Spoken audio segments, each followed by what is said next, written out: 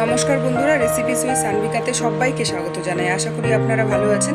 আজকে আবারও চলে এসেছি দারুণ একটি রেসিপি আপনাদের সাথে শেয়ার করতে। সামনেই দুর্গাপুজো উপলক্ষে আজকে আমি গুড়ের নারকেলের নাড়ু তৈরি করে দেখাবো। তো আপনারা আমার সঙ্গে থাকবেন এবং রেসিপিটা পুরোটা দেখবেন কি করে আমি বানাই। তো আমি এই নারকেলের নাড়ু করার জন্য নিয়েছি একটা নারকেল, ভালো করে ছাড়িয়ে নিয়ে নারকেলটাকে ধুয়ে নিয়ে একটা দাঁড় সাহায্যে নারকেলটাকে মিডিলে 2-4 বার বাড়ি দিয়ে ফাটিয়ে নিয়েছি। মিডিলে 2-4 বার বাড়ি দিলে, গোল গোল ঘুরিয়ে বাড়ি দিলেই কিন্তু নারকেলটা সমানভাবে ফেটে যায়। তারপরে একটা নারকেল কুড়ুনির সাহায্যে আমি এখানে নারকেলটাকে ভালো করে কুড়িয়ে নিচ্ছি। আমার রেসিপিগুলো আপনাদের কেমন লাগে অবশ্যই কমেন্টে জানাবেন এবং আমার পাশে থাকবেন যাতে আমি আরও রেসিপি আপনাদের করে দেখাতে পারি। আর যদি আমার রেসিপিগুলো আপনাদের ভালো লাগে তো একটা লাইক দেবেন, শেয়ার করবেন, কমেন্ট করবেন এবং আমার চ্যানেলটিকে সাবস্ক্রাইব করে আমার পাশে থাকবেন। তাহলে আমি যেগুলো রেসিপি আপনাদের সাথে শেয়ার করব সমস্ত কিছু সবার প্রথমেই আপনাদের কাছে পৌঁছে যাবে। তো দেখুন, আমি নারকেলগুলোকে কুড়িয়ে নিয়েছি। এবার আমি এই নারকেল কোড়ানো হয়ে গেছে, এই নারকেল কোড়াটাকে একটা কড়াইয়ের মধ্যে আমি ট্রান্সফার করে নিলাম। আমার এখানে যতটা নারকেল আছে ততটা পরিমাণেই কিন্তু আমি এখানে গুড় দিব। তো সবার প্রথমে আমি হাত দিয়ে ভালো করে নারকেলটাকে চটকে মেখে নিচ্ছি। তাহলে নারকেলটা একটু সফট হয়ে যাবে। নারকেলের দেখুন সাইডে দেখা যাচ্ছে একটু তেল বেরিয়ে আসছে। তাহলে নারকেলের যে নাড়ুটা খুব তাড়াতাড়ি কিন্তু তৈরি হয়ে যাবে। তারপরে আমি গুড় দিয়ে আরেকবার ভালো করে গুড় আর নারকেলটাকে ভালো করে মেখে নিচ্ছি।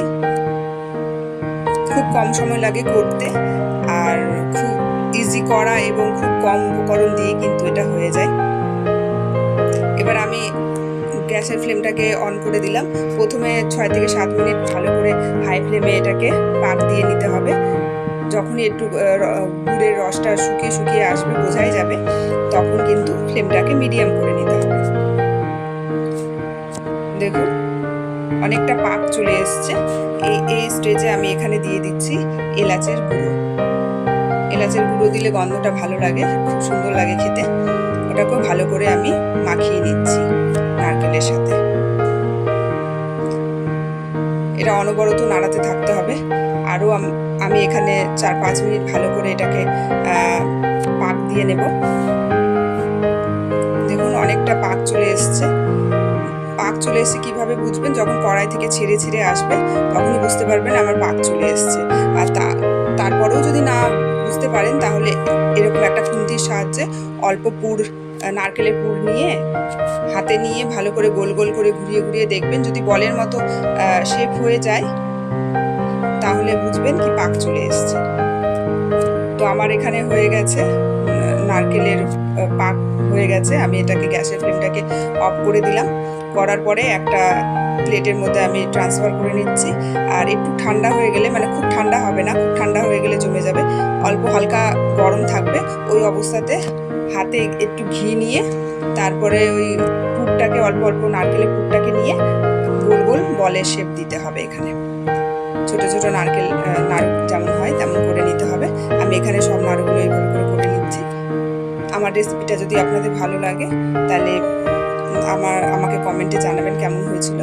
অবশ্যই একবার ট্রাই করবেন বাড়িতে। এইভাবে করে আমি সব করে নিলাম। এতক্ষণ আপনারা আমার সঙ্গে ছিলেন, আমার ভিডিওটা দেখলেন, তার জন্য আপনাদের অনেক ধন্যবাদ। আবার দেখা হবে আপনাদের সাথে নেক্সট ভিডিওতে। ততক্ষণের জন্য আপনারা ভালো থাকবেন, আপনাদের পুজো খুব ভালো কাটুক। আবার দেখা হবে আপনাদের সঙ্গে।